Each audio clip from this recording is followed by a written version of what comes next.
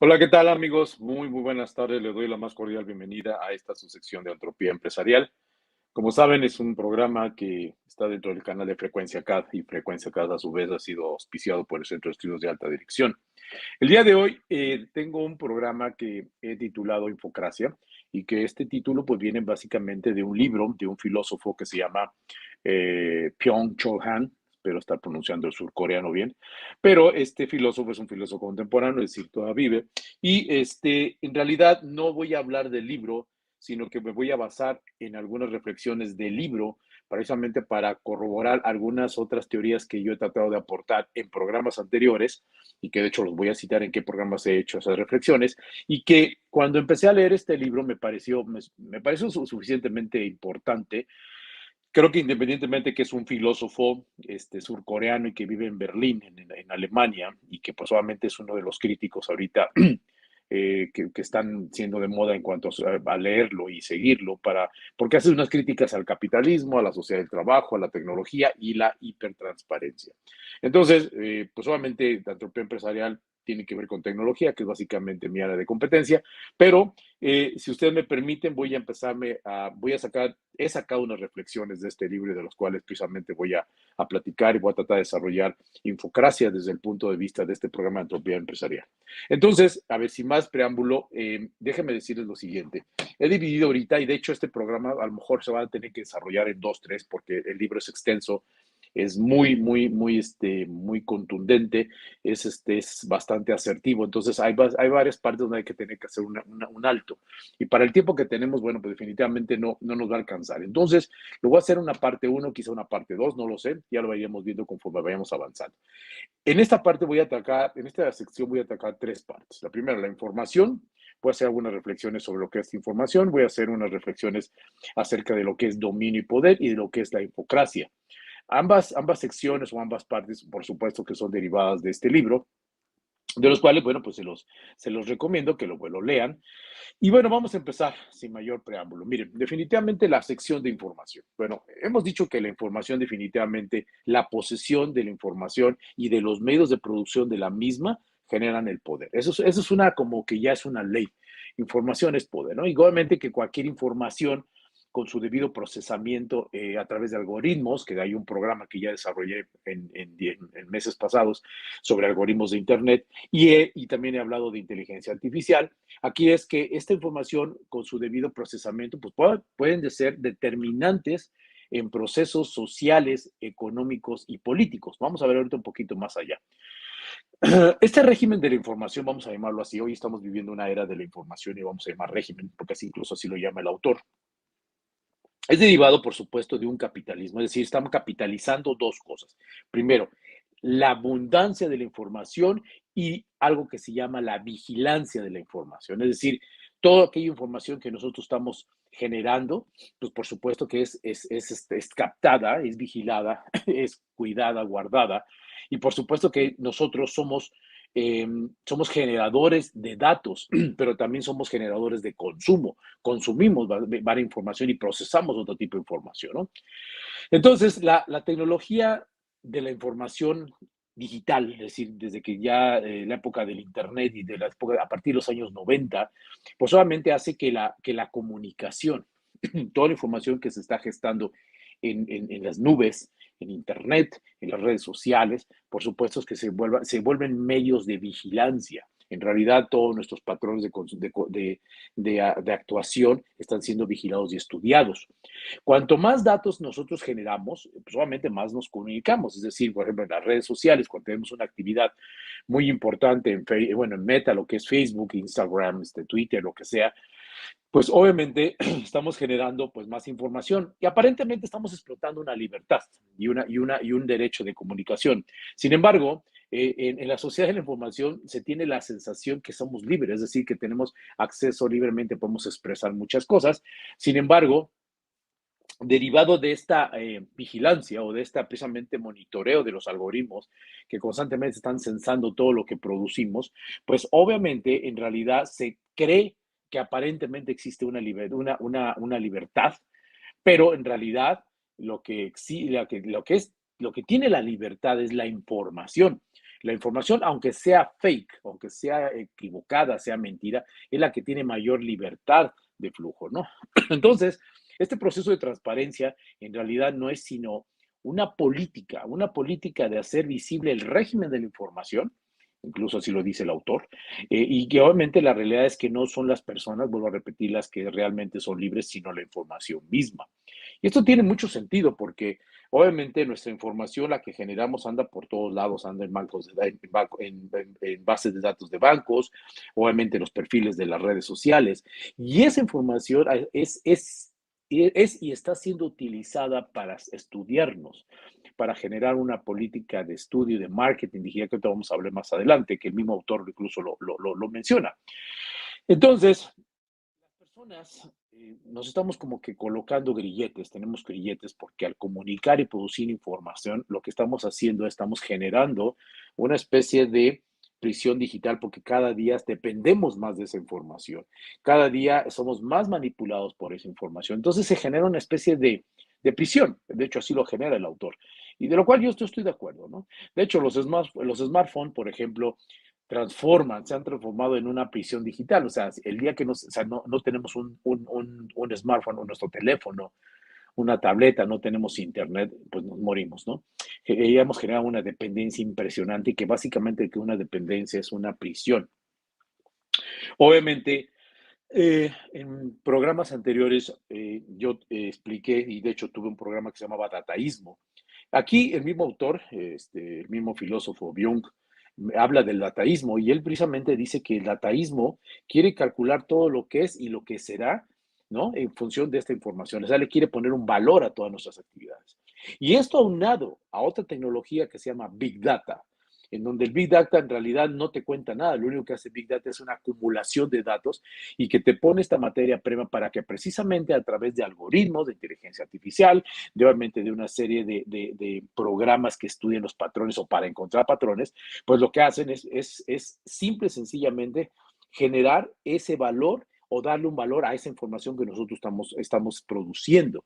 Entonces, el dataísmo ya se vuelve, como lo dije en el programa mismo, en aquel programa, pues solamente se vuelve ya una especie como de tendencia, ya es una forma de pensar, ¿no? Y obviamente todo aquello tiene que ser medido por encima incluso del valor del ser humano, ¿no? Entonces, el régimen de la información sustituye, pues, por supuesto, por completo la narrativa. ¿A qué se refiere? De hecho, Byung así lo llama. Sustituye por completo la narrativa por lo numérico, es decir, ya no es una descripción, ya no es una historia, ya no es una situación en donde nosotros tengamos que contemplar a la raza humana y a una persona como tal, sino que en realidad la información que genera esa persona ya tiene un valor numérico y obviamente tiene un peso específico y en donde pues obviamente bajo los intereses de pues, obviamente quien maneja esta información, pues será la importancia o la prioridad que se le da, ¿no? Déjame decirles también que este mismo régimen de información, así como lo llama Byung, aísla, dice que aísla a las personas. ¿Y a qué se refiere con que aísla a las personas? Que aunque aparentemente estamos en una sociedad, tenemos una familia, es decir, tenemos lugares donde concurrimos, etcétera, etcétera, y que aparentemente estamos en una masa, ¿no? En realidad lo que estamos haciendo somos enjambres digitales, así lo llama el autor, y a mí me llamó mucho la atención esta sentencia, porque en realidad este enjambre digital es precisamente la información que compartimos entre nosotros mismos a través de los medios digitales. Y todavía aún el autor todavía dice algo más contundente que me pareció bastante importante, que dice que en realidad dentro de esta sociedad digital, esta red digital que nosotros conformamos, en realidad no seguimos a un líder, seguimos a un influencer. Y este influencer, pero por supuesto que no trae no trae una acotación de ataque, sino en realidad es de que el líder, aquel que ya hablaba de los valores, del liderazgo, de la promoción, del coaching, del acompañamiento, pues ahora se vuelve ahora una persona que influye en función de su presencia en las redes digitales y de las promociones que pueda llegar derivado del seguimiento que tenga una gente. Entonces, ya no seguimos a un líder, ya seguimos a un influencer. Los medios digitales, pues por supuesto que han puesto fin a la era del hombre masa, así lo llama Byung, hombre-masa.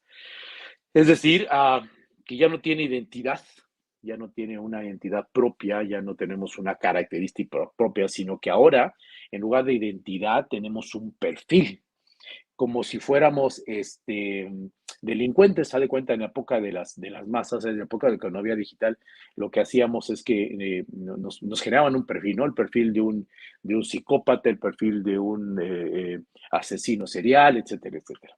En cambio, por el otro lado, ahora ya con esta transformación digital, ahora ya no tenemos identidad, tenemos perfiles, y así se nos llama ahora, es un perfil de la persona que está alta dentro de una red digital. Entonces, continuando con las reflexiones del autor, el Big Data y la acompañamiento de la inteligencia artificial, pues ponen al régimen de la información en condiciones de influir en nuestros comportamientos por debajo del umbral de la conciencia. Esto es importante y creo que es grave, porque pues obviamente ustedes en sus correos, en sus redes sociales, en sus navegaciones, pues solamente cuánta información reciben. Reciben que a lo mejor información que ustedes mismos han pedido, pero que son sugestivas. ¿Sugestivas en función de qué? En función de tu perfil, ¿no? Entonces, pues obviamente, de cómo se logra esto, pues precisamente con lo mismo. El cúmulo de información que tienen almacenados a través de Big Data y a través de la explotación de algoritmos, que es la inteligencia artificial, para encontrar nuestro perfil. Entonces, pues solamente influyen y incluso más allá de nuestro umbral.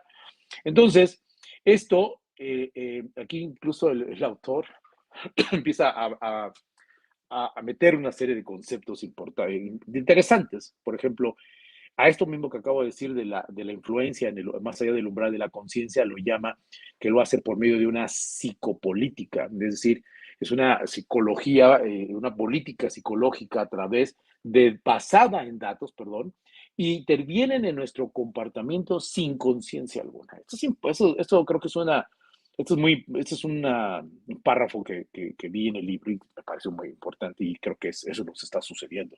Nos está sucediendo a todos y yo creo que nadie de nosotros está exento de esto. Ahora bien,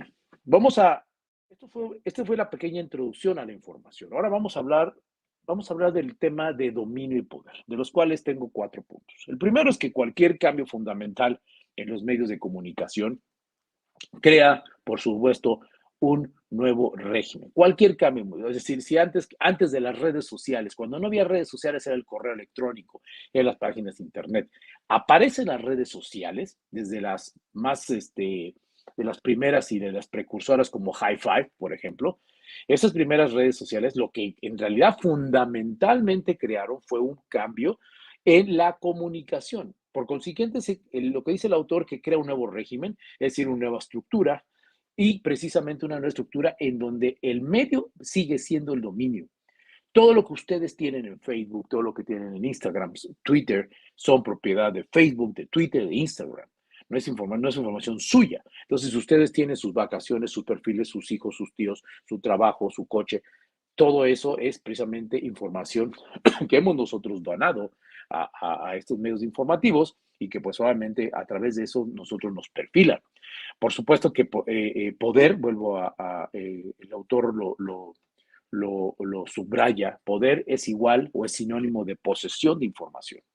Y propagar la información es precisamente, es decir, estar atarragando al usuario de tanta información es con el propósito de generar un dominio y un control. Y ahorita más adelante lo voy a explicar a qué se refiere de dominio y control. El tema es que hay tanta información que mucha de ellas es fake, es información que no tiene nada no es fidedigna, que es mentira, y que lo único que tiene es un parámetro de un interés propio para una tendencia y una manipulación concreta. Eh, Jung cita a un señor que se llama Schmidt, es un alemán, creo que se llama Carl Schmidt, y dice que, según Schmidt, en su dictum sobre la soberanía, este señor escribió que soberano es quien manda sobre la información de la red. Y eso es una verdad. En algún programa que yo hablaba, decía yo que en realidad no es el tema del capitalismo-socialismo, porque en realidad son las caras adversas de la misma moneda. El tema es quién tira la moneda, quién avienta la moneda, ¿no? Entonces, pues solamente el soberano que manda sobre la información es solamente el que tiene el dominio. Eso es importante. Ahora, Carl Schmitt, nomás para que ustedes sepan quién fue. Este fue un señor, un jurista alemán, que incluso perteneció al partido nazi, es decir, murió de como 95 años, es decir, nació a finales del siglo XIX, murió en el siglo XX, creo que en 1985, pero él ya hablaba precisamente sobre el poder de la información. Incluso él, pues, obviamente, vio la época de la digitalización y cuando no se digitalizaban y posiblemente todos los primeros inventos incipientes en el procesamiento de datos de cuando era la Segunda Guerra Mundial nazi, pues obviamente él se dio cuenta que la información es poder. Ahora bien, vamos por las últimas reflexiones, los últimos minutos. Ahora toca hablar sobre la infocracia. No había hablado de la infocracia, de hecho no he dado la definición. Mucha gente yo creo que ni siquiera sabe lo que significa esto. Aquí vamos a empezar a meter varios conceptos que el mismo filósofo ha utilizado como adjetivos y creo que son bastante importantes, al menos de escuchar. Dentro de lo que es infocracia, para definirla, primero tenemos que decir que la digitalización que se vive actualmente en el mundo somete primero la percepción y la relación del mundo y la convivencia. Definitivamente. Desde que aparece el correo electrónico, en el correo electrónico mandamos nosotros un texto, somos muy cordiales, mandamos saludos, mandamos en inglés best regards, o no sé, quedo a tus órdenes, etcétera, etcétera. Cuando nosotros vemos a esa persona a la que le mandamos un correo alguna vez y lo vemos de frente, somos tan fríos. La relación ha cambiado, la digitalización ha vuelto la convivencia un témpano de hielo. Entonces, esta digitalización pues solamente se puede apoderar de algunas otras esferas que precisamente dan la definición de lo que es infocracia y se apodera precisamente de la esfera política y provoca distorsiones y trastornos masivos en el proceso de la democracia. Ahí es donde precisamente Byung en su tema de infocracia se refiere y se concentra, en donde precisamente la democracia, es decir, todo el proceso democrático que entendemos, pues solamente se ve afectado y de hecho se ve transformado por una transformación digital que puede crear, por supuesto, distorsiones y trastornos porque degenera a infocracia la información que se está generando para ciertas manipulaciones, para ciertas motivaciones o para ciertos perfilamientos que en realidad se buscan. En los primeros tiempos de la democracia, es decir, que de la democracia se empezó a practicar, pues obviamente una manera de eh, documentarse era el libro y era el periódico. Y sobre todo que era narrativa escrita y que podía ser fácilmente eh, puesta a escrutinio del lector, podía investigar si esta es una mentira o no es una mentira, porque incluso la narrativa seguía una serie de patrones que tenían que ser con información fidedigna. Y precisamente es precisamente cuando la democracia tenía como que cierto sentido. En este caso, cuando ya se empieza a mandar la información desde una transformación digital, ni siquiera tenemos la manera de verificar esa información. Ahora bien, el discurso político, lo dice así el autor, el discurso político se caracteriza generalmente por una ordenación coherente y regulada de los hechos y de las ideas.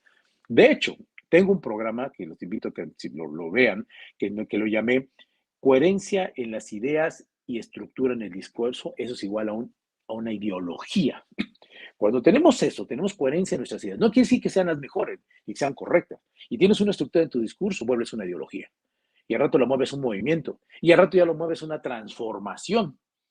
¿No? En cambio, entonces, ¿y esto cómo lo haces? Pues lo haces solamente a través de los medios de comunicación electrónicos que destruyen el discurso racional. Fíjense bien, el discurso de lo que realmente puede ser validado y obviamente lo transforma, de alguna manera lo transforma enfocar hacia. Entonces, el medio, el libro, la cultura del libro, la cultura de la narrativa, la cultura de la búsqueda de información por hechos escritos, lo llama Jung como la mediocracia, es decir, es una forma mediática de encontrar información. Entonces pasamos de una mediocracia a una infocracia en donde ya todo lo tenemos en Internet. No necesitamos ir a un libro, no tenemos que ir a fuentes, porque obviamente, aparentemente lo tenemos todo ahí mismo, ¿no? Entonces, eh, por ejemplo, el mismo autor dice que en función de esta mediocracia, esta infocracia, dice que como ejemplo la audiencia televisiva pues está expuesta pues, al peligro de caer en una inmadurez, obviamente de conocer la verdad, ya que la privan de la posibilidad de hablar y contradecir. O sea, no hay una derecho de réplica, ¿no? Y de hecho, aquí ya Byung se tira a meter algunos adjetivos que le llama la mediocracia, que ya le expliqué, y la otra que se llama la teatrocracia y la telecrática, que obviamente es todo lo que recibimos información a través, pues solamente de un discurso que le llaman teatrocracia, a través de una exposición, a través de un meeting, y la telecrática, que todo lo que recibimos a través de medios televisivos. Y no solo televisivos, sino medios solamente de comunicación visual. Entonces, si esto afecta a un perfil, pues por supuesto que puede afectar a otros ámbitos como es la política y lo que es la democracia. Ahí es donde está Byung concentrando su estudio. Es decir, es que la democracia, es decir, el esquema político, social, económico de un país puede ser fácilmente manipulable bajo estas circunstancias. Ahora, la gente, pues obviamente pasa a ser vigilada, en realidad estamos siendo vigilados, ¿no? Y obviamente a través de un entretenimiento que pasa obviamente, pasa de la represión, es decir, antes estaba la información censurada, ahorita estamos aparentemente en una libertad de expresar. Sin embargo, esto lo único que genera es una adicción. En realidad nos están volviendo adictos, nos están volviendo adictos. Entonces, pues obviamente esta adicción hace que las personas pues estemos solamente concentradas en la diversión, en el consumo, en el placer, es decir, buscar cosas que nos hagan reír, como en el TikTok, que no solamente que estemos generando compras, el consumismo y el placer. Obviamente buscar una serie de cosas que pues, no solamente nos generen bienestar, placer, no sé, eh, una paz interna, ¿no? Entonces, pareciera ser que estos son los medios por los cuales podemos ser felices, ¿no? Por los cuales podemos solamente eh, eh, vivir, pero en realidad es el dominio de nuestra vida, es el dominio de nuestro perfil. Muy bien, vamos, me voy a apurar en los siguientes puntos. Ahora está de moda que precisamente estos espectadores, todos los espectadores que somos, pues pasan a ser de pasivos a activos, ya que somos los que producimos y consumimos la información. Nosotros mismos somos los productores de esta información y nosotros mismos somos los productores y generadores de esta vigilancia, de este grillete que nos colocamos, ¿no? Entonces, la esfera pública, cualquiera que sea, pues obviamente transforma su estructura debido a la difusión y multiplicación viral de la información. Por la infomedia, ese es otro adjetivo que mete Byung. Entonces, ¿cómo le diré?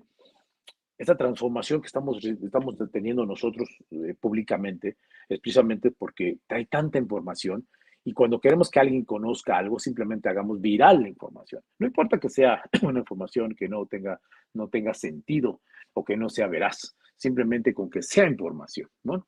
Entonces, el, el, esta situación voy por los 4 minutos, nos genera dos cosas. Primero, que afecta, obviamente, la racionalidad. No tenemos tiempo para razonar y para discernir lo que nos están mandando. Y por otro lado, porque precisamente lo hacemos en un cortoplacismo, es decir, tenemos tan poco tiempo para digerir la información cuando ya tenemos el siguiente bombardeo de información, ¿no? Entonces, ¿qué le diré? En realidad, estamos en una situación en donde la información es el mismo control de nosotros mismos y que nosotros, desgraciadamente, nosotros somos los productores de. La racionalidad que hablaba hace rato, pues en realidad ya se ve afectada. En realidad ya la información que tenemos no nos está ni siquiera dando el tiempo para desarrollarnos. Nos llega una información, la escuchamos y las que sigue, y la que sigue, y la que sigue. Y entonces, una mentira, como dicen por ahí, una mentira en manos o en oídos y bocas de varios se vuelve una verdad. Entonces, precisamente aquí, de hecho, esto ya va a ser mi último comentario, porque solamente, como repito, yo creo que va a haber 2 o 3 programas más sobre el mismo tema de la infocracia. y voy a seguir haciendo reflexiones, pero precisamente lo que hay que hacer hay que tener en cuenta que hay que hacer un análisis y que toda la información que recibimos definitivamente no es lo que debemos de recibir. Si nosotros generamos una adicción a esta infocracia, a esta infomedia, y nosotros somos mismos productores y creemos que ese es el deber ser de nuestra vida, bueno, pues creo que tenemos que ponernos a pensar. Y esta es una aportación personal. Por supuesto que el autor, Byung, pues obviamente más contundente y obviamente él hace una crítica mucho más, más profunda de la que yo le estoy exponiendo. Pero vuelvo a repetir, en realidad lo que yo estoy utilizando a este libro y a este autor es precisamente para reforzar algunas otras cosas que yo he mencionado en otros programas que he desarrollado, que se llama dataísmo, que se llama nihilismo, que solamente se llama ideología, que se llama precisamente la tecnología y la humanización, la transhumanización. En todos esos programas he citado, de hecho a este filósofo lo cité en algún programa, no recuerdo exactamente en cuál lo cité, pero bueno, lo importante es que al día de hoy, esto es lo que les quería compartir. Es un tema muy extenso que lo voy a tener que desarrollar, si me permiten, en 2 programas o 3. Y en el siguiente, pues vamos a ver la segunda parte de lo que es infocracia y los siguientes capítulos. Sigan de cerca a este filósofo. No quiere decir que compartamos al 100% su forma de pensar, pero creo que tiene una crítica muy, muy atinada en función de lo que está pasando en esta sociedad de la información, que aparentemente creemos que somos libres, pero en realidad es una esclavitud digital a la que estamos viviendo y que nosotros conscientemente nos estamos sometiendo a este tipo de cosas. Muy bien, hasta aquí el programa. Agradezco a todos. Les doy la más pasen una buena tarde y bueno, pues que Dios bendiga a este país que tanta falta nos hace. Muchas gracias y nos vemos a la siguiente. Hasta luego.